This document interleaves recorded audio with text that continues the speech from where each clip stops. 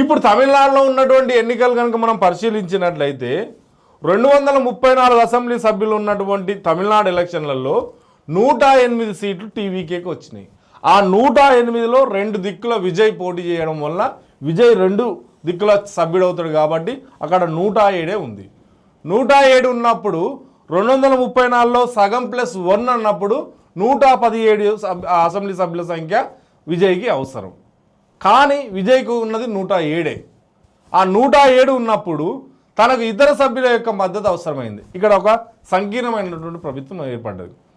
ఇతర పార్టీల యొక్క మద్దతు ఏర్పడినప్పుడు ఆ మద్దతులో స్పష్టత లేదు. 3 సార్లు పోయి విజయ్ గవర్నర్ను కలవడం జరిగింది.